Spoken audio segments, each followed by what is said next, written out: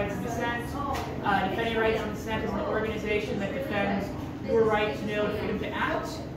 We were founded as the National Committee to abolish the House Un-American Activities Committee, and in the intermediate century and a half, we have been defending people's right to political expression when the government doesn't want them to have them.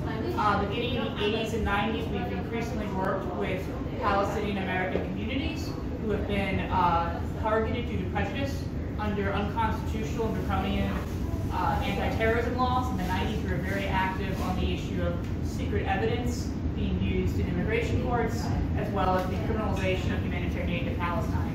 In recent years, we've spent a lot of time on the Julian Assange case and the prosecution of journalists under the Espionage Act.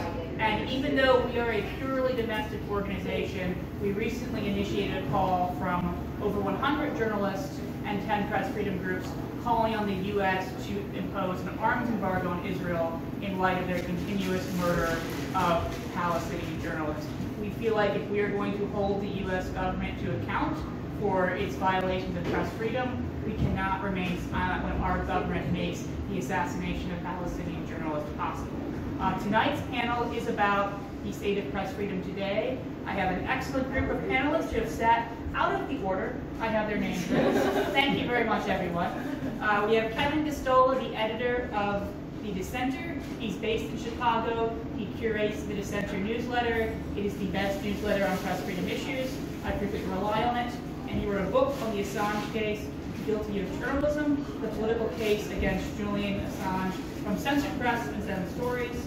We have Steph Stern, who is the Director of Advocacy at the Freedom of the Press Foundation. And we have Nader Mahmoud, who is the Editor-in-Chief of Palestine in America, the only Palestinian publication based in the U.S. People did not pay attention to this.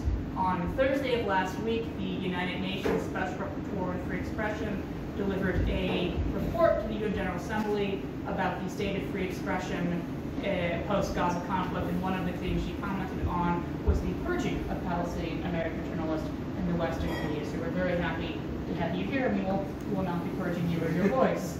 So that is everyone.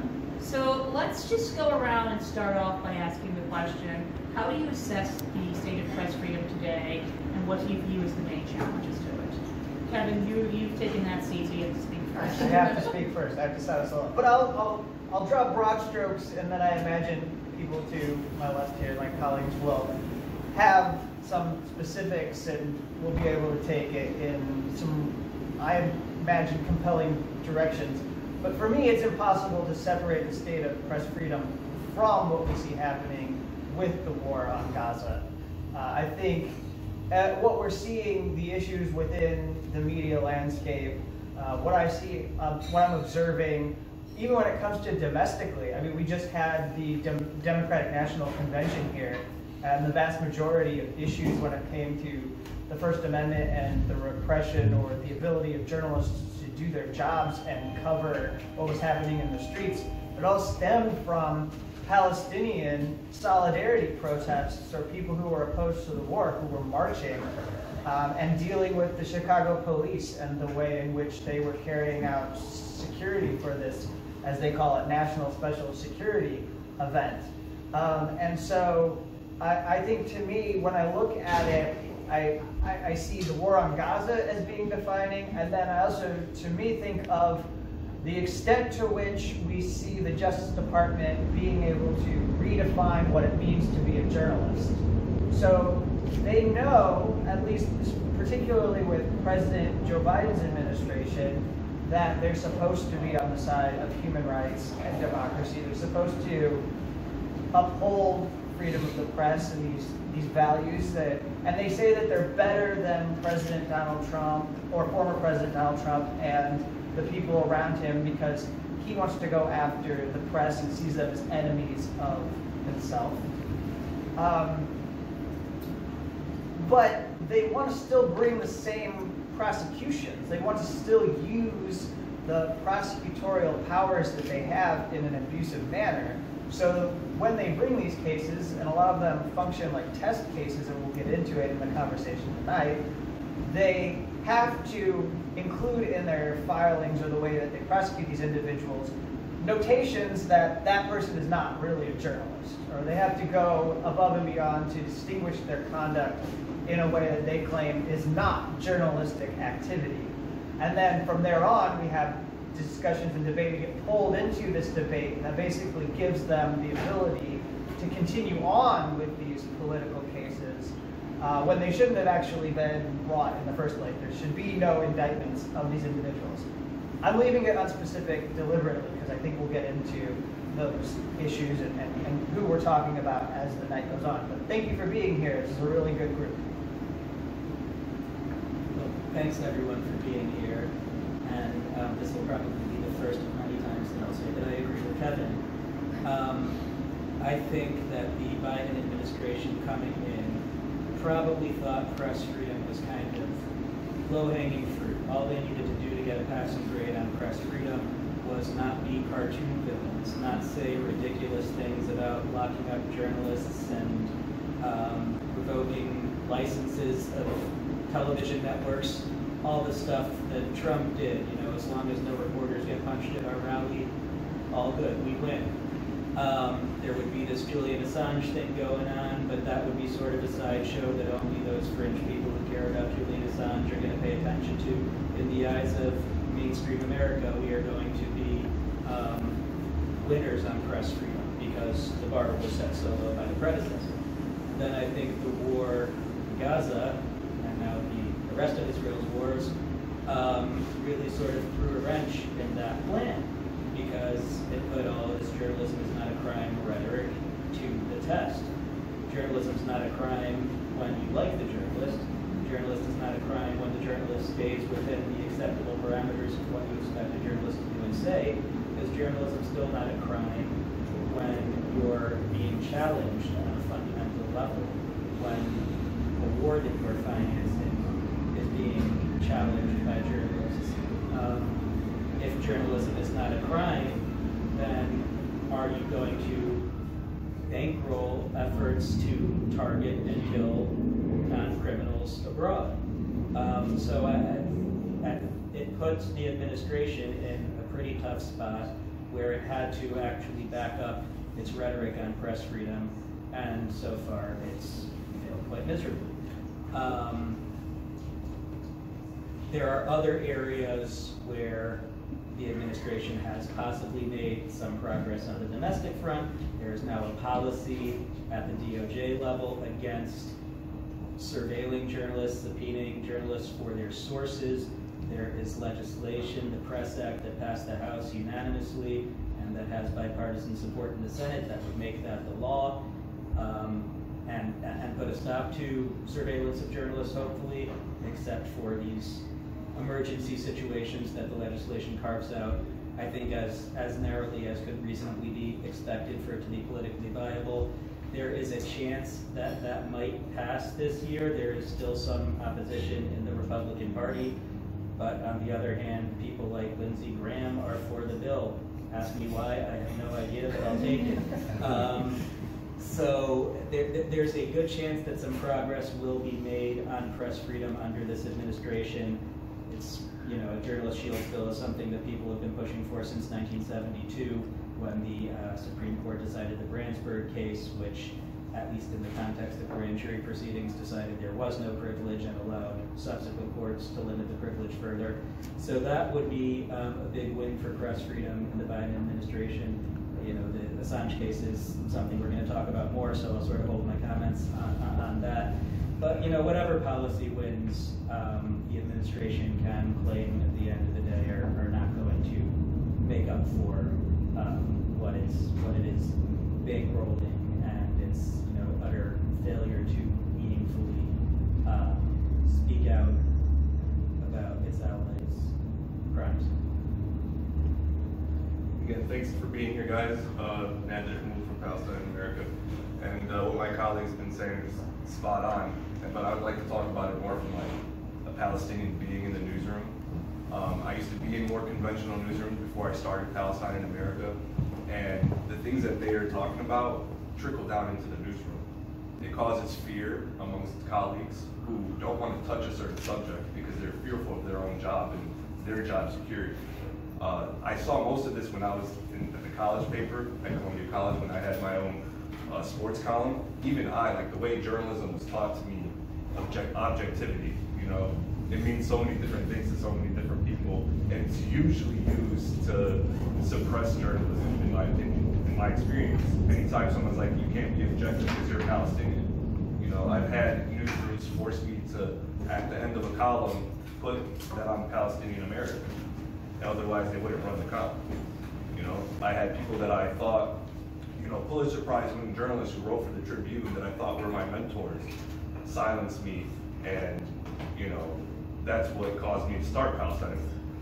I think that things have gotten much better since I've created my magazine 10 years ago, but there's still things that are going on today, like Julian Assange, that it still trickles down into the newsroom. You know, it's gotten better because I feel like there's more people, like-minded people in those newsrooms that are willing, after seeing journalists getting murdered, you start to think like, okay, my job in the grand scheme of things compared to this person was risking their life and then being murdered for doing the same job that I'm doing over here.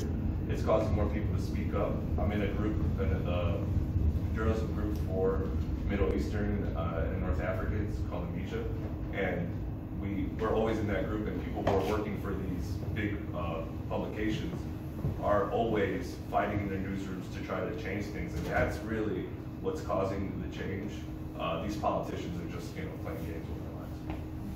Well, I agree with all of those comments, and the threat that I'm going to hone in on, I'm not going to say it's the greatest threat when we have governments killing journalists or locking journalists up, but something that has troubled me tremendously over the last year is the selective solidarity we see with press freedom. We will see people condemn correctly Russia's killing of Ukrainian journalists, but they will be completely silent on the assassinations of Palestinian journalists. We will see people talk about the Wall Street Journal reporter who was locked up by the Russians for, I believe, espionage-related charges was the crime, and they will have collecting state secrets. Collecting state secrets. So journalism, guilty of journalism. But they will say nothing about Julian Assange persecution, or if they do, they'll say, well, he's not really a journalist, but this case could set a bad precedent for someone who really is. I know he is Julian Assange, or is he not a journalist? The debate was quite controversial. My position is he is a journalist, and I agree with the recent finding of the Parliamentary Assembly of the Council of Europe that he was also a political prisoner, which is a group of U.S. allies, right? A group of like NATO member states who are allied with us.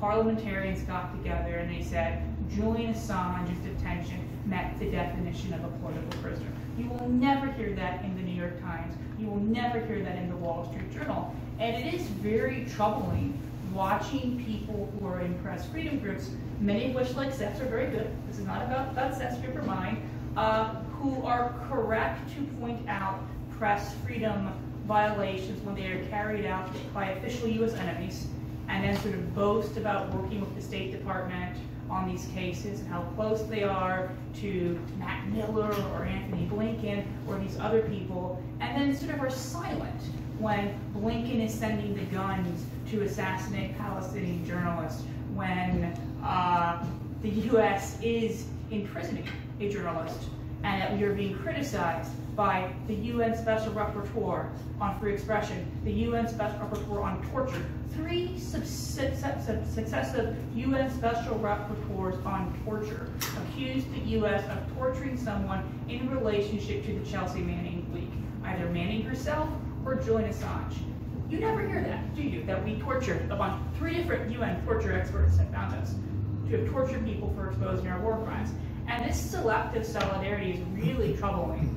And it was really hard when we were working on the Julian Assange case, and it is still really hard when we're working on the killing of Palestinian journalists.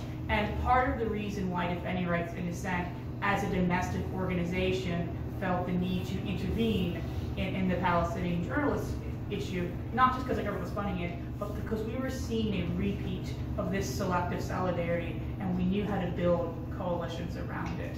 At his recent testimony to the Council of Europe, Julian Assange commented that a lot of people, when they look at Ukraine versus Palestinian journalists being killed, they make the decision to speak up or be silent based on their geopolitics. And this selective solidarity is really harming press freedom, and this weaponization of press freedom by the US government, where they take it, not in a good faith way, but as a tool to sort of poke at their enemies. And in almost all of the cases, the enemies are violating press freedom, and not to really speak up on their own commitments. And we've seen over the years where the cause of human rights, a very noble cause, has become really cheapened by our own government's selective use of it when we want to go to war somewhere. And I really fear we are seeing a repeat of that with press freedom. And some people are, I think unwittingly and unknowingly, collaborating with the US government and allowing that to happen. It's a very dark comment. So let's move on to the second question of the day. One of the big news items right now is this leak of documents from, I believe it's the National Geospatial Intelligence Agency. Yeah. Some people reported NSA, but not NSA. I believe that was a misreport. Okay. About what the U.S. knows of Israel's plans to strike Iran, which would be a violation of international law. It's pretty clear from mainstream media reporting these disclosures are actual government documents. CNN, ABC, all of the mainstream press are boasting they are not publishing the documents or quoting directly. Ken Klippenstein, an independent journalist, Dropsite News, and Dave DeCamp at antiwar.com have all published the documents. These documents are classified at the top secret level. I would argue that if the US government is violating the War Powers Act and the Constitution to help Israel carry out an act of aggression in violation of the United Nations Charter, there's a pretty big public interest. I'm not in the editorial room of CNN, and I'm not the Department of Justice, so probably they don't agree with me. But I just, since this touches on so many of the themes of tonight, I want to sort of start by talking about this. So Seth, I'm going to give you the first question, and as what is the legal landscape for such disclosures? Can they be lawfully published, and what is the potential, we don't know who gave the information out, but let's say it is a US whistleblower, which there's reasons to believe it's not. What are they looking at? So in theory, the law would distinguish between the source and the journalist, or the source and the publisher. There's a bit of a conflict between what the Supreme Court has said though, and what the law has said. The Supreme Court has said a journalist is entitled to publish information given to them by a source, even if the source obtained the information illegally, as long as the source didn't participate in the illegality. But then when you're involved in the national security realm, you've got the Espionage Act, which I'm sure we're going to talk about more throughout the night, but it's an archaic statute that essentially makes it a crime to obtain, publish, possess defense information. The statute predates the classification system, so it doesn't even refer to classified documents. So those laws are in conflict. And up until the Assange case, there was sort of an understanding that the Espionage Act would not be used against journalists. Various administrations contemplated using it against journalists, from Nixon convening a grand jury to go after Neil Sheehan, actually, and his wife, over the publication of the Pentagon Papers. I think Ford maybe considered prosecuting Seymour Hersh during the Whistleblower. Yeah, and during the second George W. Bush administration, there was discussion on television where Alberto Gonzalez floated the idea of prosecuting ABC over publications of classified information, but it never actually happened, because anytime anyone thought about it, people mentioned the First Amendment and the PR disaster that would ensue if you were to do that. Then you got Julian Assange, who, at least in the view of the national security state, is an unsympathetic figure who is, in their view, sort of quasi-journalist / whatever else. And I suppose they were under the impression that they would not draw the same ire from the media media establishment for going after Julian Assange as they were for going after the New York Times. And they were right, as Chip said. I think every major news outlet at some point condemned the prosecution of Julian Assange, but in a lot of instances they kind of did it once to check a box, and then they stayed away from it as much as they possibly could. Every once in a while they would revisit, confirm that they still oppose this. They would spend the first 18 paragraphs of the article clearing their throat and talking about what a bad guy Julian Assange is, before they say, and regardless, you shouldn't prosecute him because of the repercussions for others. So anyway, a long way of saying the legal landscape is murky for journalists now that Julian Assange has been convicted. It's a plea deal, but nonetheless a conviction. And there's this case out there that normalizes the notion of prosecuting journalists for publishing government secrets. When you get into a situation like the Iran leak, all of these newspapers that are not going to publish the documents, they're going to say it's a matter of journalistic ethics. They're going to say it's a matter of journalistic norms, that they're making a thought-out, principled decision. And maybe they are, and maybe we just disagree with their principles, but I think it's far more likely that what's really driving them is nervousness about publishing classified documents in light of the Assange prosecution, in light of the new normalization of prosecuting publishers. They don't want to be the first, establishment journalist to get the Assange treatment.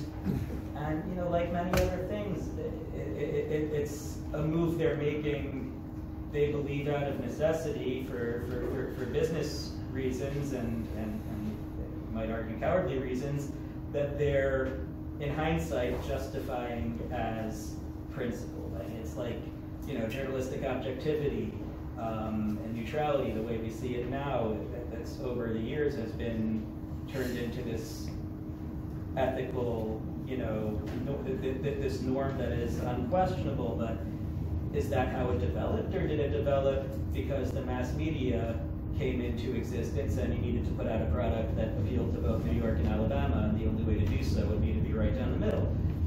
I don't know.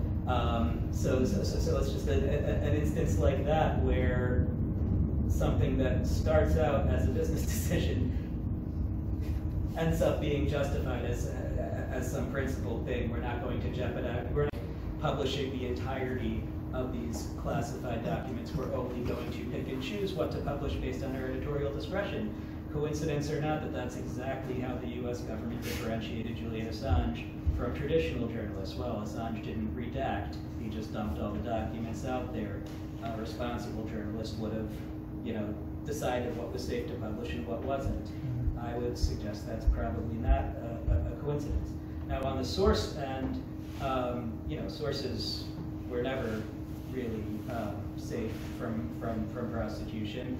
The Espionage Act has been applied to prosecute sources plenty of times, most notably under the Obama administration, who prosecuted more sources under the Espionage Act than I believe all of our administrations up to that point combined. Some of that was because the internet was growing and there was just more ability to prosecute those cases, and probably a fear of what would happen if these new era whistleblowers weren't sort of cut off at the knees. But sources have never really been safe from Espionage Act prosecution, and that's why at Freedom of the Press Foundation we conduct digital security trainings for journalists. We develop tools like Secure Draft and Danger Zone to allow journalists to communicate with sources confidentially and safely, because sources really are taking a big risk when they provide documents to a journalist or to anyone else. They're risking their careers, they're sometimes risking their livelihood. For now, because of the absence of a shield law to protect them, they mostly have to rely on technological tools and ingenuity. Hopefully, the Press Act, which I mentioned again, I might mention a few more times, will pass and will provide some additional protection, because we don't know how many stories we miss out on because sources won't come forward. Seth, I want to bring the other two panels in for panelists, not panels, and for two more panels tonight, for broader discussions. But I want to go back to the Pentagon. Papers case for a minute, because this is a really pivotal First Amendment case, and it's, as Kerry Shankman, who I think has written the best treatment of the Espionage Act, he's a lawyer who wrote a very good issue of the Espionage Act, points out, it's often a very misunderstood precedent, because in the Pentagon Papers case, the Supreme Court rules that the New York Times goes to publish the Pentagon Papers, Nixon administration cites the Espionage Act to stop them, to engage in prior restraint. And the Supreme Court rules, they don't rule you can never do prior restraint. They just rule there's a very high burden, and the Nixon administration didn't meet it. But they are explicitly silent on the issue of whether or not the Times can be prosecuted after the fact. And as Shankman points out in his book, A Century of Repression, after that, the paper stopped publishing information, and it fell on this sort of struggle from Senator Mike Gravel and the Unitarian Universalist Church, Beacon Press, to publish them. So there has always been this open question prior to the Assange case of whether or not you could be punished after the publication, and that we sort of relied on this gentleman's agreement with the national security. What a great idea, relying on gentlemen's agreement with the national security state. And apparently they didn't think Julian Assange and Wikileaks were gentlemanly enough to abide by it. But I have heard multiple people assert, like you have, that the Assange prosecution has set a chilling effect that is limiting the distribution of these documents, and we do know that the Pentagon Papers decision had that impact. But I've also heard people make a very different argument. For example, Ken Klippenstein has said that this is pointing to a real crisis in journalists, where journalists are refusing to publish information they should. Ken Klippenstein published the J.D. Vance dossier, which was allegedly or actually hacked by Iran. It was hacked by Iran, and no one else would publish. And he put it on Twitter. My understanding is that it's not actually that interesting, and that like it doesn't actually tell us anything about J.D. Vance we didn't know. But Elon Musk, working with Trump, banned Klippenstein from Twitter. They stopped distribution of the way they had previously stopped distribution of information about Hunter Biden's laptop, which became this sort of cause célèbre for Elon Musk to take over Twitter. Turns out he's a liar and a hypocrite. Who could have seen this coming? Not me, obviously. And he was visited by the FBI. Yeah, Ken was. Ken was, yes. So we have a very troubling political moment right now. And I'm wondering if other panelists want to talk about what the Iran leaks and the fact that we are relying on, and I love Ken Klippenstein and antiwar.com and Dropsite News very much, but I don't think most Americans know who they are. Unfortunately, they would be better off. What does it say about the political moment in our, you want to take this question? I mean, the one thing that I would like to say about that is I think a lot of it has to do with people's proximity to access. They don't want to lose that access. So even like the New York Times, or they don't want to step on toes, and it might not even be fear of being, I mean, it's part of it, being arrested and all that stuff, but at the end of the day, it's a business decision, like you mentioned earlier, where if you do those things, you're not going to have access anymore to the Pentagon or to the White House, and now you're going to become like Dropsite News, where no one's really reading you because you don't have access to those things. For me, with a smaller publication, like, and I'm sure Dropsite probably feel the same way, they don't care about losing those because they never had access to begin with. So that's why they feel more inclined to take those risks. Kevin, you wrote a really excellent piece for The Dissenter today. I was reading it on the plane. I think it's the best thing I've read on this topic so far. No pressure, Kevin. Yeah, no, I wanted to pull back and consider the larger issue, because whenever you have a leak, what happens is we don't talk about the substance of it, and I think that's intentional. Whether journalists know what they're doing or not, those who work for the national security state, who are in law enforcement, would rather us be talking about the hunt for the source, the hunt for the leaker, than the contents, right? Because they didn't want these documents to be read by people in the first place. And so when you look at these documents, I wouldn't say that they're the most revelatory. They confirm what we know about the US. They're intensively surveilling the Israeli government and their military. They know exactly every single day what the Israeli military is doing to respond to Iran. That's what it reflects. But it also says some things like, if you look at the way that there are confidence levels for what they think is happening on the ground at these military bases, it says to you that there are some worries, and we should be a little bit anxious ourselves as Americans that our own government goes around acting so confident, like they know what the Israeli government's going to do tomorrow or the next week. And it says right there that, you know, we don't know for sure if they're going to use a nuclear weapon or not. And officially, we won't acknowledge Israel's nuclear weapons, because if we do, we are legally mandated to end all military aid to them. Yeah, it's actually a violation of the law. Yes, it is a violation of U.S. law to give military aid to a party who is not a member of the Nuclear Non-Proliferation Treaty. Yeah, that would make you a nuclear proliferator. Yes. Which is what we accused Iran of being. Without. Yes, that's why we're going. That's why we're going to let the actual nuclear proliferator bomb them. Yes. And so It's a very big revelation, though. Like, yeah.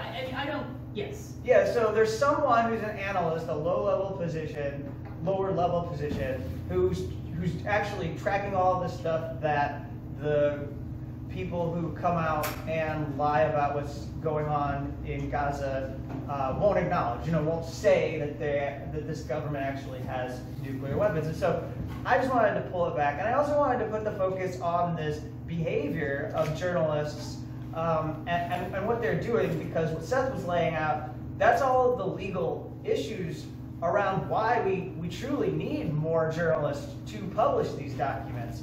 And when I look at it, I can't figure out what would be compromised as far as sourcing. And if you look at several of the media reports, they actually paraphrase and get into a fair amount of specifics without quoting the document exactly.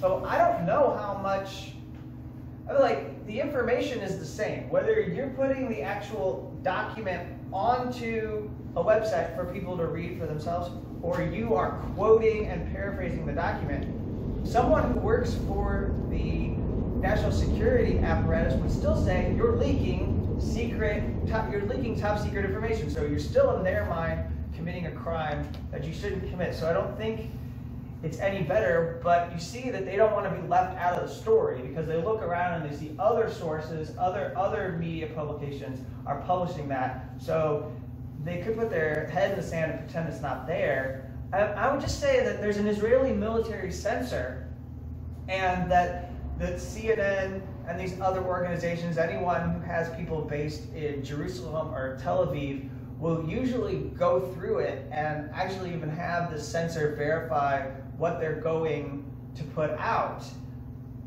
And there's an argument to be made that Israeli military censor doesn't have to work a lot, because there are a lot of journalists that have develop that understanding of what is acceptable, and they don't even bother to go up to that line, and they're okay with not trying to cross it. Here in the United States, we don't have anything like that, and we have media institutions that just proudly censor themselves. I mean, look, I really should read this to you. This is stated like they're proud to be doing this on behalf of the national security state. ABC News is not quoting directly from or showing the documents which appear to detail movement of Israeli military equipment and munitions that could be used in a potential strike. So I don't know why you need to signal that and advertise it, unless, what Seth just said, that you're putting this out there so you can say to the government, you're behaving like good little journalists, and you do not want to get in trouble with the Justice Department. You don't want your legal department to get a phone call from the lawyers at the Justice Department National Security Division asking you questions about what you did, maybe subpoenaing you, who knows. And right now they don't know if it's a leak or a hack, but it actually functionally doesn't really matter, because it's very similar. And the other thing I'll say is, now one of the things they're doing with this I'll let my other colleagues get back in, but one of the things that they're doing now, because we've had the phenomena develop where these documents are surfacing on these apps like Discord, or they're being posted to Telegram, one of the things that's happening now is those groups and their politics and the way in which they talk about news, and also their location and where they're based, and how they identify themselves, that's being used to discredit the document. But none of that stuff really matters. The document and the content of it is what we need to understand. So when I put together my article, I just wanted people to think about what could happen over the next couple of weeks here. If Israel strikes Iran, I mean, this isn't a press freedom issue, but it's going to affect everyone, and what we do in journalism is going to affect what these journalists are doing and their rights. If they attack, then Iran's going to retaliate. We know that. And if Iran retaliates, we've seen reported in the news that U.S. government and the military has sent over an anti-missile defense system, a sophisticated anti-missile defense system, and there's now 100 soldiers deployed to Iran. Not authorized by Congress. To Israel. Not authorized by Congress. So nobody can argue to me that this isn't public interest value documents, because these are things that we should be talking about, but we are not having a public discussion about this. So it's up to us to force that conversation so people can grapple with what it would mean to be drawn deeper and deeper and deeper into a war with Iran. And you don't have to take my word for it. Take activists like Andy Thayer over here's word for it. Take people in Chicago who were fighting with a no war on Iran resolution back in the 2000s so that it didn't escalate. Take people in the military establishment's word for it, because they know that they don't want to go to war. They know the great lengths they went to prevent Donald Trump from launching a war on Iran. So I'll leave it at that, but it's just to make the case that this is public interest journalism, and we shouldn't be hyperventilating about how concerning it is that we're talking about things that are painfully obvious, that the U.S. government has massive surveillance, knows what Israel is doing, and supports whatever Israel is going to do to attack Iran. For decades, anti-war activists were concerned that someone like Dick Cheney or Donald Trump would start a war with Iran. Now we have an election in which Donald Trump is running against someone endorsed by Dick Cheney. So, we're a nonpartisan group. That's just an objective commentary on the two candidates and their pro-war with Iran stances. So there's a lot of discussion about trying to find the source of this, a leak. There's a lot of speculation. I don't think it helps us to go into about whether or not it's a U.S. government employee, whether or not Iran hacked the NGA, or the theory that I'm most sympathetic to is that this was distributed amongst the Five Eyes nations. For folks who don't know, Five Eyes is the U.S., Canada, UK, Australia, New Zealand, and that someone in one of those countries really discussed it with Biden and Harris, allowing Israel to start this war, leak the documents in hopes of preventing the war. But either way, there is a call to sort of continue to hunt sources. The Heritage Foundation, which a lot of people don't realize is history anymore, played a tremendous role in helping Ronald Reagan roll back the reforms in the 70s with the church. I'm not going to go off on that tangent, but have put forth this document, Project 2025, which we've heard a lot about what it says about abortion or other very important issues, but buried in the intelligence section of Project 2025 is that the Attorney General should use all methods to find leakers and prosecute them. They should repeal the Garland guidelines, and they should also hire more counterintelligence officers to find journalist sources.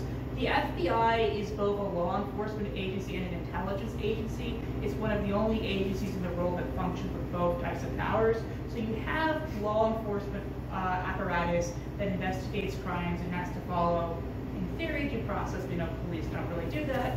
But then you also have the intelligence apparatus, which is much looser governed, because it's supposed to be going after foreign spies and other evildoers.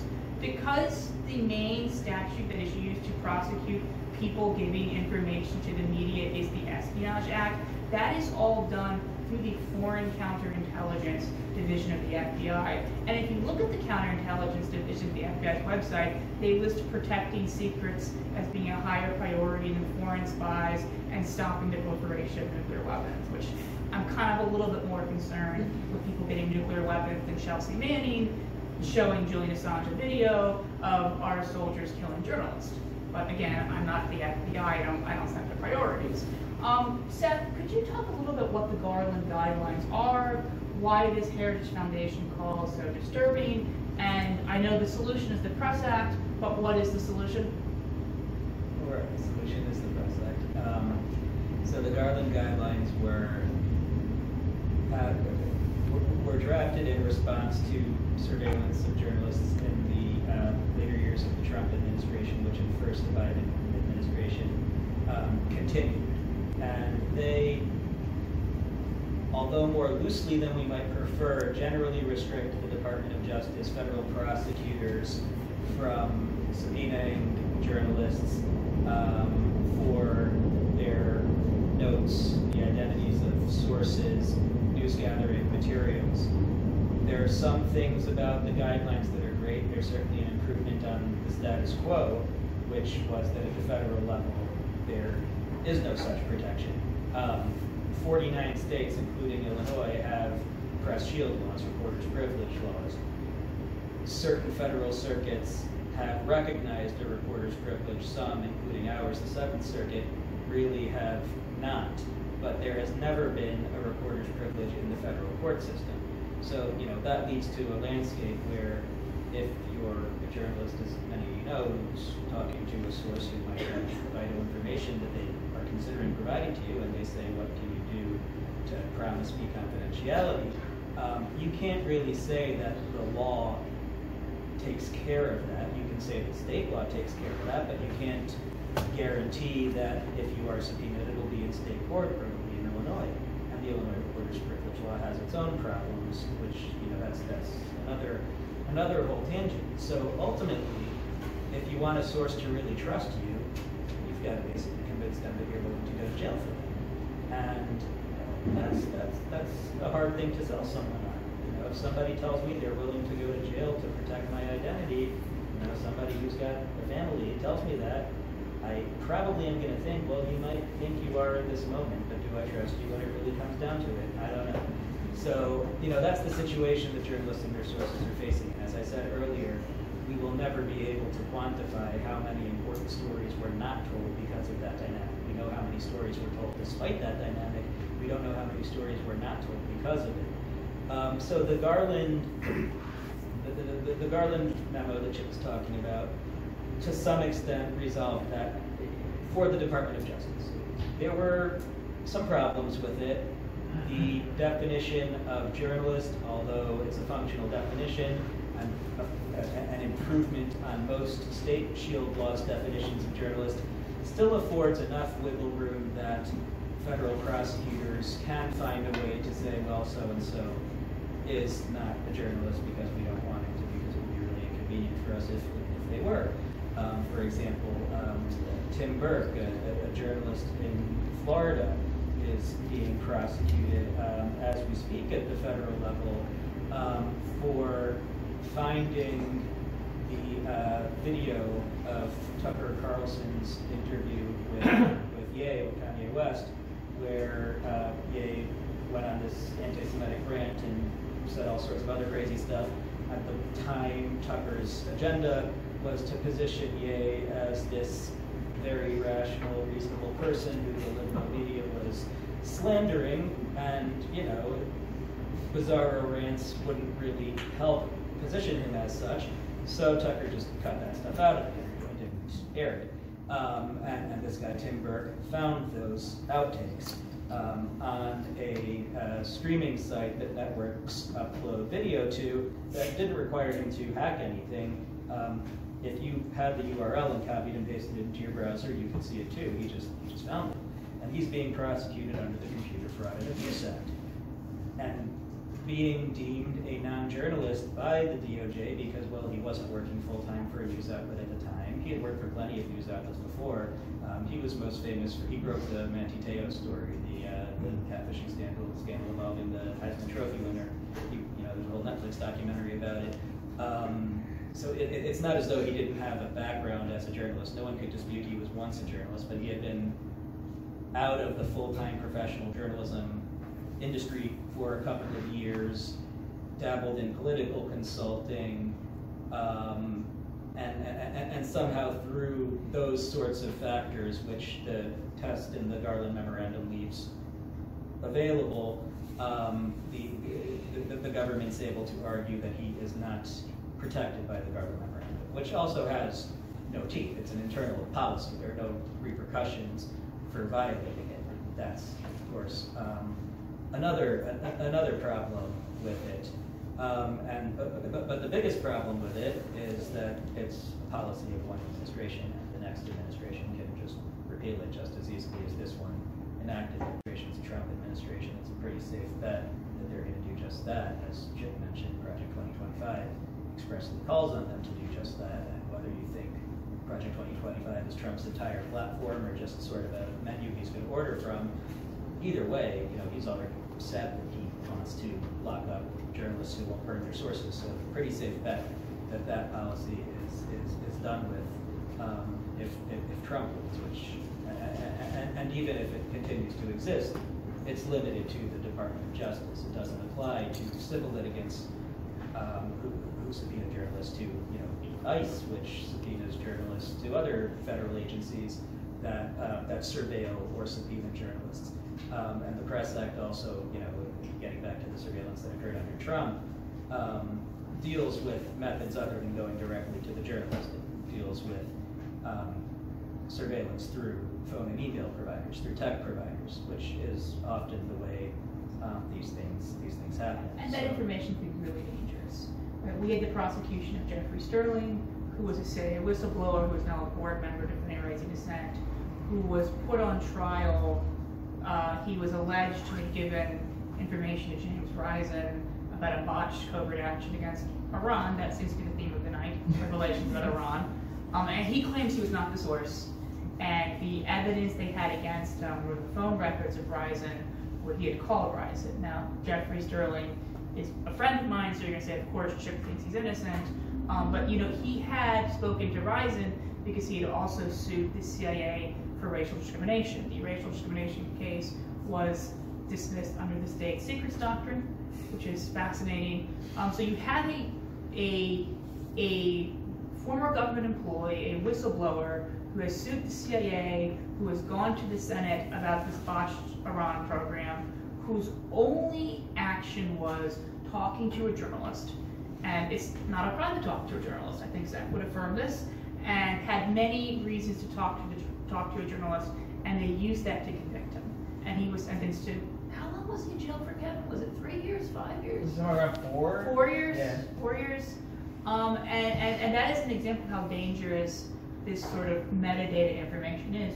You don't have to directly wiretap the journalist. You can just find out who they're calling. And in the Eastern District, I don't think this would happen in Chicago, because Chicago juries tend to produce better outcomes. I'm not just saying that to flatter you, I'm saying that that's like a fact, than the Eastern District of Virginia does, where they convicted him.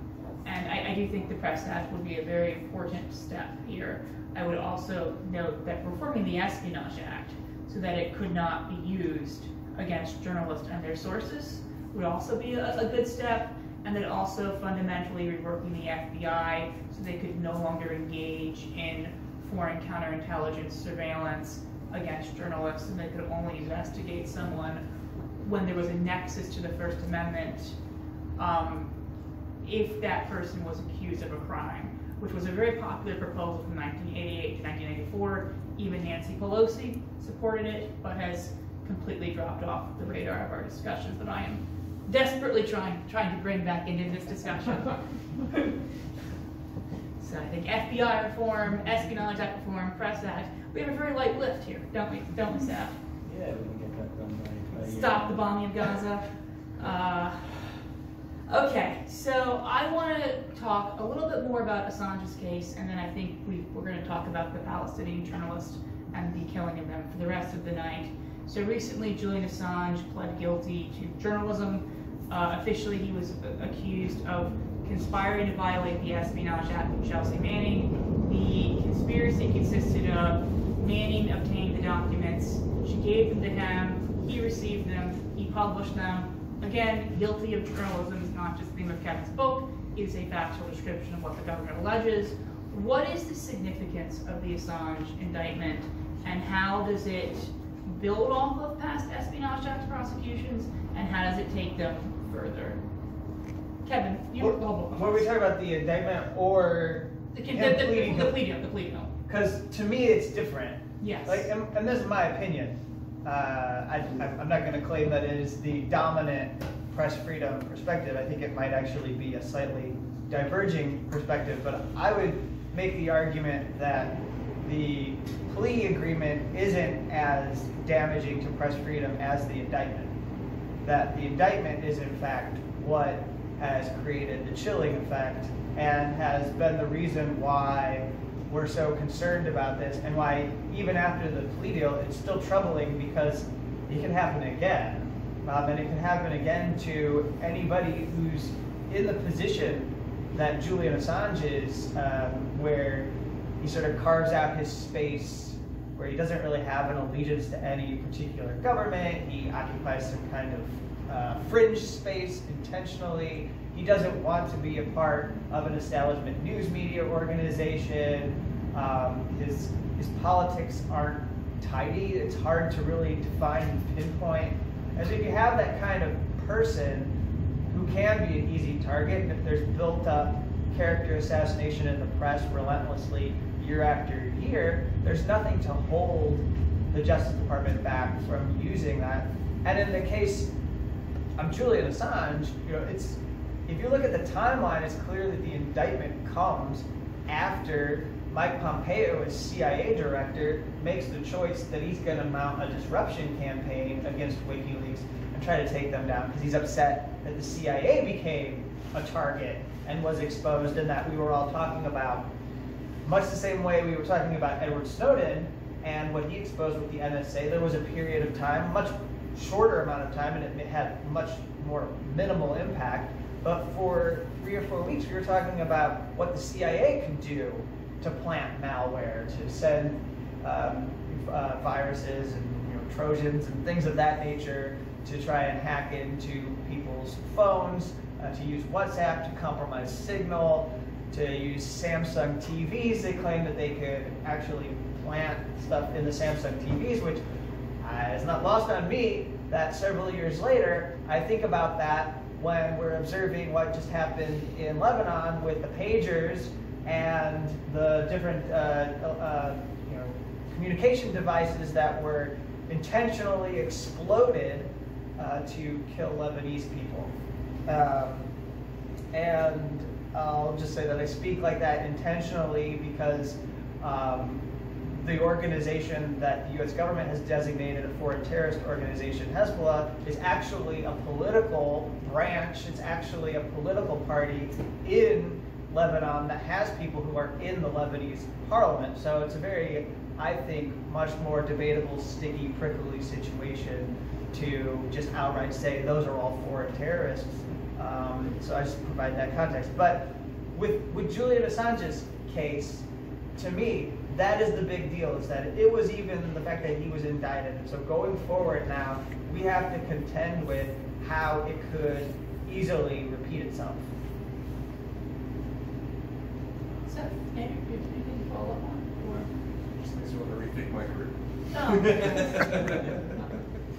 Yeah, well, the indictment, once the indictment's in place, the only way out of the situation is for the government to either drop the case and essentially confess it was wrong, or for it to go the distance and in an acquittal or a reverse conviction.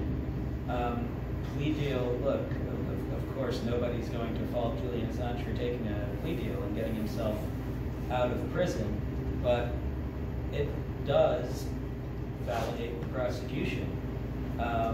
It's not a binding precedent. It's not as though it had gone to an appellate court and there was something in writing that future judges could cite to say that this is okay. That being said, every judge is going to know that it happened. Every judge is going to know the prosecutors brought this case and it made its way through the system, and ultimately it resulted in a plea deal the way that 90-something% of cases do in this country. So it's I think there was sort of a wave of celebration that the case was over for admirers and fans of Julian Assange. Happiness that he's free, but it might have been a victory for him. I just don't see it as a victory for the free press. The threat of Espionage Act prosecutions still looms, and as more journalists explore alternative ways of getting the news out and try to innovate, try to change what you generally think of as, here's what a journalist does, much like Assange did, they can't really take comfort in the government's assurances that we would never do this to the New York Times or the Associated Press. And I'm not sure that even the New York Times and Associated Press can take comfort in those assurances. But independent journalists, upstart journalists, innovators, disruptors, certainly can take that seriously, and they've got to contend with that risk. And the people who the risk is most real for are the people without the resources to fight it. They're the people without in-house lawyers who will defend, not only a matter of defending them. Frankly, if an independent journalist were charged under the Espionage Act, I would hope that they would get good legal defense through all the organizations out there that provide it, I would hope. Everyone else on the panel seems skeptical of that. Okay, well, I said I would hope. I would hope too. But it's not only about whether you get a good legal defense once the charges are already filed. It's about who's going to help you navigate the law to get there. Who is going to stop you from self-censoring out of an abundance of caution, because you don't really know what you're allowed to do. You don't really know where the risk starts and how to avoid it. Those are the people that need help navigating these waters, and those are the people who probably aren't going to get it. Sure. So I want to turn to the situation in Gaza. Oh, you want to? Oh, they're just basically describing me. Small publication with no resources. And, Do you think if you were indicted under the Espionage Act, the big press freedom groups would come to you? No, absolutely not. Especially once they involve spouses. I think that's a fair fear. I work in that space. I'd like to think someone would come to you. Oh, I hope so. I wouldn't hold my breath. I would make sure they did. Seth and I would make sure someone came to your Appreciate defense. you guys. Seth can tell you I spend a lot of time yelling at other press freedom groups to take different cases than they're taking, and Appreciate your work. I don't know if my yelling gets me any new friends. So yeah, today Representative Jim McGovern led 64 House Democrats in sending a letter to the Biden administration calling on them to do more to pressure the Israeli government to allow foreign media into Gaza. Israel has not allowed any foreign media into Gaza. They have shut down Al Jazeera, not only in Israel, but in the occupied West Bank, where Israel has no legal jurisdiction to shut down news organizations. And this has created a situation where the foreign press cannot cover what is happening in Gaza. But of course, as we know, there are journalists in Gaza. There are Palestinian journalists who are the world's eyes and ears on the ground there. And that for all of our criticisms, I think of a lot of people in the journalistic profession and the ways in which they fail, the Palestinian journalists of Gaza remind us that journalism can be a heroic profession and a noble profession, and is something worth celebrating. They are being killed by the Israelis. They are being killed in part because Israel is engaging in this, in my opinion, genocidal bombardment of what is the most densely populated place on Earth. And when you drop 2,000-pound bombs on people who are packed in, you're going to kill a lot of people, journalists and otherwise. But we've also seen evidence that they are deliberately targeting journalists. We saw a journalist killed on October the 4th, where they fired artillery fire directly into his window after sending him WhatsApp messages. So we are seeing a wholesale killing of journalists in Gaza. What is the impact on press freedom globally to see this sort of assassination with impunity of the Palestinian journalists of Gaza? I think it's a chilling effect, because even if they were to allow foreign journalists there, there's a fear that they could be next. I just, with Palestine in America, we just released a special edition about, dedicated to the journalists in Gaza. And I spoke to quite a few journalists that are out there that a lot of the repeating sentiment was that they took off their press vests while they were reporting because it was a target. Bethesda right now is not safe for anybody, but literally one described it as a target. And, you know, they weren't just targeting the journalists themselves, the journalists' families as well. There's been instances where the journalists, or Israel waits until the journalist gets home to their families, and then they bomb their location. So it's one person that I spoke to, Hamad Palish, was featured in the edition, specifically told me that it started with WhatsApp messages, went to emails, so they were contacting him in all different types of ways.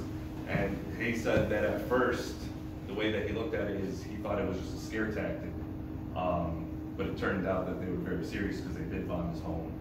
He was injured, and he was reporting with with his injuries, and also while looking for food for his family. So at the end of the day, once they know you're a journalist out there, you know, it doesn't really matter.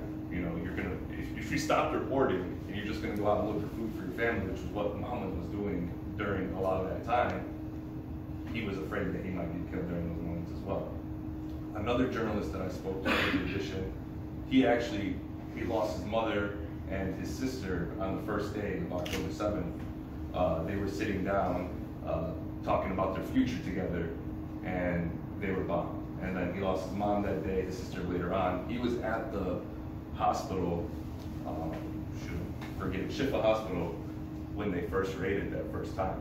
And you know, he told me how he saw other journalists, because he took off his vest so that they wouldn't know that he was a journalist, but other journalists being lined up and questioned and being told, "Ha, you think you're a real journalist?" So, I mean, that has a very chilling effect on other people once you realize that your safety is just in basically your imagination. Like, this is all an illusion, because any day you could just be bombed, and because you're Palestinian or because you're reporting on Palestinian issues, it doesn't matter. So. And then there's also censorship in the West as well. Oh, I mean, I experienced that when I witnessed these kind of things as a kid, you know, and I wanted to be a sports reporter. You know, I get really passionate about Palestine, I get really emotional. And the first journalism course I took was about objectivity. And I felt, oh, well, I guess I can never report on Palestine, because there's no way that I can be anything but biased. So. Just to build on this point some more, I want to point out that last Thursday, the United Nations Special Rapporteur on the Promotion and Protection of the Right to Freedom of Opinion and Expression. The UN experts always have super long names. I think they should shorten them so I can read them more quickly. Yes. She presented her thematic report to the UN General Assembly. Global threats to freedom of expression arise from the conflict in Gaza. The U.S. delegate during this time expressed his concern about the shuttering of Al Jazeera and killing journalists. No mention that, you know, our government is helping to do this. But she found that attacks on journalists, detention of journalists, were one of the big issues. But she also noted that Western countries, media companies took retaliatory measures against their own journalists, usually Arab or Palestinian, for expressing their personal views online or offline. And she explicitly cited an instance where the Los Angeles Times placed restrictions on a number of journalists for signing a letter against killing journalists. And obviously you can say journalists should have some degree of objectivity, but we're now saying journalists can't be against killing other journalists. It's a little bit troubling. How is the rapporteur's findings comport with your own experience, and what is it like hearing that from a UN expert? When it happened to me, I thought like it was only happening to me. But as I started, you know, meeting other colleagues, I realized it wasn't just my newsroom, you know, and it is a chilling effect when you have, you know, the government not saying anything about Al Jazeera. That's when like people like me or other people who make tweets or sign on to, it makes it easier for the LA Times to reprimand them because they're going, and we talked about it, they want to be in line with the government. A lot of these, institutions are, in cahoots with the government. It's all about the bottom line, access, because no matter how much I apply for press credentials, I'll never get into ask Matt Miller a question. They'll never approve me unless I had the New York Times back me, the Tribune back me. And that's because they are all, I'm surprised that they let, Quds in there or Sitio News sometimes, but they have to sometimes, because if you have a huge following, they have to respect you because they're going to get called out for that kind of thing. But at the end of the day, you guys made really good points about how the government and them are in cahoots and they don't want to seem like they're being bad journalists. And it just falls in line with us. We're the easy target, the easy bad guy. Palestinians have always, my whole life, been the easy target, the easy bad people to point their fingers at and say, oh man, those are terrorists. That was always an easy line. So it wasn't a surprise to me to see it still happening, but I do see, because like I said, I'm in a group called Amnesia, and when that happened, it was all over our group chat, and people were talking about it, and we came out with guidelines, and so we're not that respected of a group yet, but we're getting there to a point where, just like with my magazine when it first started 10 years ago, we had very small readership, everything is growing, but it's not changing fast enough, in my opinion. What can people do to support your work, get your magazine, support Amnesia? I know you guys could follow Amnesia on social media and see the work that they're doing. I'm not a part of the board, so I can't speak it, but I am a part of them. I'm a member. For Palestine in America, you can become a monthly subscriber, and that gets you all of our print editions, all of our digital editions, and discounts to like merchandise and events that we might host. You can also just purchase the magazines individually, physical copies or digital. Is the journalism issue on sale right now? Yeah, I have a few copies with me. Okay. So people should buy those few copies. You should not leave here with any copies of that. Appreciate it. You can check in with Jordan if you'd like. Jordan has them. Okay. Jordan will sell you a copy. We're not leaving with any with him. Okay. So I want to bring the other two panelists in to talk about the Palestinian journalist. But first, I want to bring in a quote from Anthony Blinken, who on World Press Freedom this day called on every nation to do more to protect journalists and reiterate their unwavering support for free and independent media around the world. What does it mean for the U.S. to, on the one hand, pretend that it cares about press freedom, and maybe actually does when it's China or Iran or Russia, and then on the other hand, send weapons to a country that everyone knows is targeting journalists? What is the U.S. complicity in this issue, and what should we be demanding of our? Well,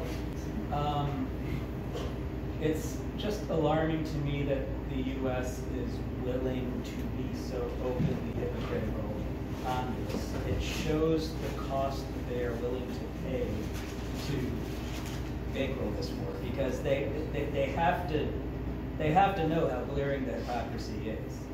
It's not something they seriously think won't be noticed. They might think it won't seriously be noticed by the American electorate or the swing voters, the people they care about domestically, but worldwide, they know that they are losing the ability to play this hand when adversaries violate press freedom, to be able to credibly make that an issue going forward.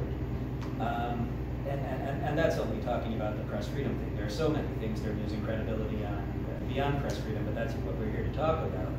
So it's just alarming to me that that cost is something they are so willing to pay, because it's just there's really no way around it.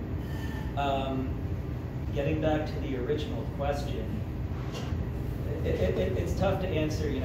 What are the global implications of the U.S. supporting what's going on in Gaza, because it's hard to focus on anything other than people dying, being detained without trial, being tortured. But there are implications beyond that, and I'll say domestically, since that's what I have the most expertise on. I'm sure there's plenty to be said about other parts of the world as well. But look, when you see a cop in Chicago or New York, or LA is really where a lot of it's been going on lately, arrest, assault, take equipment from a reporter, are they going to say, well, I'm comfortable doing this because I know that the United States bankrolls it in Gaza? No, nobody's going to say that. Nobody's going to, it's possible the cops don't even consciously know that. But you can't tell me that that doesn't seep into the culture, especially when these things are happening at protests that so directly relate to the war, at all sorts of protests. But I'm sure that there is a feeling of being particularly emboldened to go after journalists at pro-Palestine protests, and particularly journalists who are viewed as sympathetic to the protesters' cause. Another area where there are implications here, we were talking about the Al Jazeera ban in Israel. Well, here we're trying to ban TikTok under a rather similar law to the one that, you know, the law passed in Israel, like the law passed here on TikTok, on its face is not limited to any one outlet. The one here actually does call out, you know, ByteDance by name, but it empowers the government to ban foreign-owned platforms / outlets based on that pose a threat to national security, essentially. In Israel, the law actually required some sort of parliamentary approval. Netanyahu couldn't just, you know, pronounce it and make it so. Here, there are even fewer safeguards. So the TikTok ban, regardless of how you feel about TikTok itself, is quite scary, and the Al Jazeera ban is a real-time illustration of where that road leads. You know, 3 weeks after Al Jazeera was banned, Israel attempted to shut down the AP for providing photographs to Al Jazeera. It took 3 weeks to slide down that slippery slope. And beyond that, beyond the ban, the fact that Al Jazeera is now, according to official Israeli government policy, some sort of on some sort of second tier or disfavored tier of news outlets, I think is used to normalize targeting of Al Jazeera journalists, which we see happening over and over and over again, a bit too much for it to just be coincidence. So how that's going to play out at home, whether that is going to be used to reinforce these sort of tiers of journalism and the distinctions between real journalists and whatever the government claims others to be, that's yet to be seen. But, you know, the danger is playing out in real time. And I'm just, you mentioned later the threats that Mohammed reported, and he talked about that in an article he wrote on MSNBC that I read, and we actually hosted a conversation with him as well, where he talked about the same thing, and we've been looking at other such threats that other journalists, other Palestinian journalists have reported receiving, and we're trying to compile them, and if anyone knows of any, please let me know, because we're trying to sort of get those all in one place, because I'm just hoping that there is something that comes along that is evidence too obvious for the U.S. government to be able to ignore. There have been reports issued by RSF, Amnesty, various other organizations showing that X and Y attack against journalists was most likely targeted based on forensic evidence, but that's difficult to wrap your head around, and if you're someone who wants to bury your head in the sand because you have this ideal of what Israel and what the IDF is, and look, I say that speaking as a Jewish person who has relatives who just can't bring themselves to admit that Israel commits these kinds of atrocities because they think that the people in Israel are the same people that they went to Sunday school with, and they just, you know, they can't get past that. And if they see RSF reporting on forensic evidence, they're going to say, well, RSF is biased and forensic evidence can be cut so many ways, and they'll find a counter-expert who pokes holes. Something so undeniable as an authenticatable death threat, followed by action. And of course, I don't want any more action. I'm talking about things that have already happened. But I really wish that that could be brought to light, because that just, maybe I'm being naive, but that seems like the type of thing that you can't get away from. And, you know, there are plenty of instances in the past where atrocities that lasted a long time finally ended when the evidence was so clear you couldn't deny it from Manitoba to whatever else. Just, you know, sort of waiting for that moment because it's not coming. So we're at time, but I want to give Kevin. Let's take a few minutes. I know you've all been here for a long time. Thank you for sticking around to hear us chat about this topic. This is from the Palestinian Journalists Syndicate, and this is a tally of the destruction that the United States has enabled, made possible, or encouraged by giving probably 18 to 20 billion dollars at this point to the Israeli government. They basically have an endless supply of weapons that they keep sending. Since October 7, 2023, and by the way, this was before the anniversary, so we can presume that these numbers might be a little bit higher. Israeli forces have destroyed all media institutions in the Gaza Strip. Airstrikes have demolished 73 media facilities, including 21 local radio stations, 15 local and international news agencies, 15 TV stations, 6 local newspapers, 3 broadcasting towers, 8 printing presses, and 13 journalistic service institutions. And also, in the early days, it's pointed out by the syndicate that the military targeted most of the high-rise buildings in Gaza that house both local and international media offices. For example, the Al-Shawa and Al-Asiri towers in Gaza City, which contain 15 floors of media offices, were completely destroyed by an Israeli airstrike on December 18, 2023, causing extensive damage to the surrounding area. So I just point that out to say that what existed as far as the journalistic profession in Gaza is no longer there. The International Federation of Journalists has done some profoundly amazing work to try and build what they call solidarity centers. They wanted to give a space to journalists so that they could come. They need internet so that they could do their work. They wanted to have a space where people could come and feed off of each other and have a support group. And so that's a big deal. The other thing I want to mention is just something that I learned. I do all this work on press freedom, and there's all this conversation about foreign journalists not being able to get into Gaza, which is crucially important. But what I did not know, and I learned from a very renowned journalist in Israel named Gideon Levy, is that Israel has actually banned their own journalists from going into Gaza since 2006. You're not allowed, if you're an Israeli journalist, to go. So that says that they even want their own journalists to, and many of them don't want to go. They don't care what's going on in Gaza. They identify with the military like our U.S. journalists identify with our own military. But you can't go. You're banned. And so I talked to Gideon, and he just, kind of was very forlorn about the fact that this is happening, and he can't go there and do the job that he would like to do. So if they won't let their own, there's not a lot of hope that they're going to let international journalists go into Gaza. Which brings me to the other thing that I'll conclude with, which is what we should be doing is having and encouraging U.S. media organizations to hire Palestinian journalists in Gaza so that they can do the work with these Western media organizations. They can be stringers. They can be. Why do they have to work only for these Arabic outlets?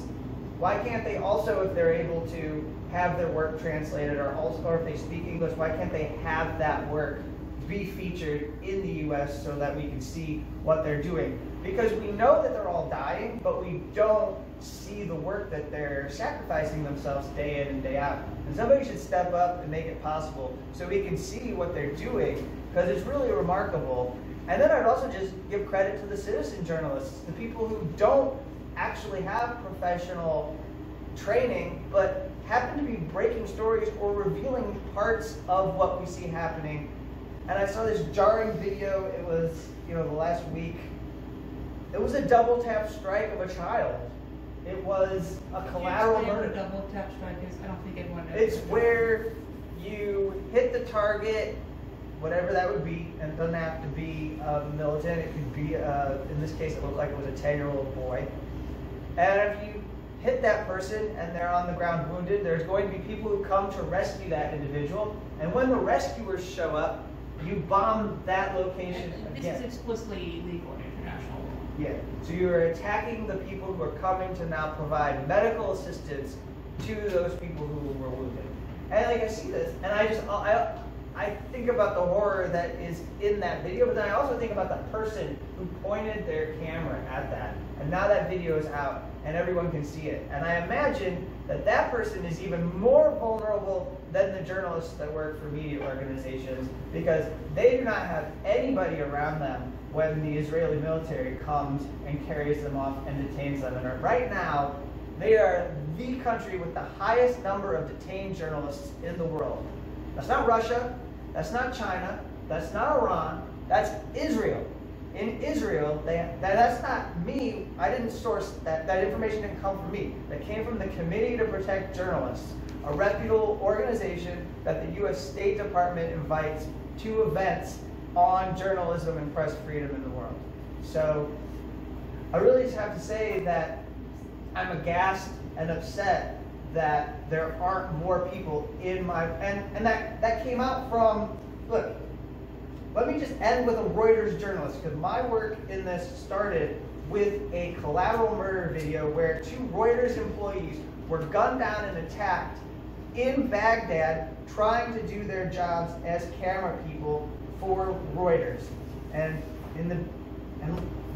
around the anniversary, there was a 19-year-old journalist named Hassan Hamad who was attacked in his home in the Jabalia refugee camp, which has been terrorized by Israel, just besieged for the last 3 weeks. Barry Malone, the deputy editor-in-chief for the Thomson Reuters Foundation, reacted to this person's death. This will be the last thing I say. I'll kick it over to Chip after this. He responded, "I just saw the remains of Palestinian journalist Hassan Hamad reduced to a plastic bag and a shoebox. According to a fresh tally from CPJ, that's the Committee to Protect Journalists, 123 journalists have now been killed in Israeli strikes. If you're a journalist and you're not speaking out in solidarity, why?"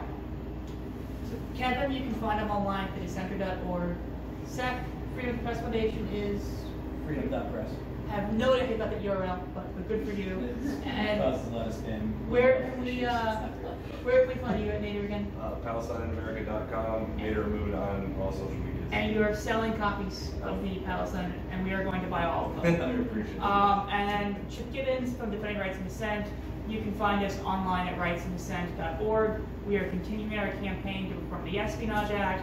We are continuing our campaign for an arms embargo on Israel. And last week, we just launched a new bi-weekly newsletter called Gaza First Amendment Alert, where we compile all of the different civil liberties and free expression violations in the U.S. stemming from Israel's war in first Gaza, now Lebanon, and let's hope not by the next issue, Iran. Thank you so much to the Nabala Cafe for having us. This is a wonderful space. I very much like the joint Palestine Irish flags. Thank you so much.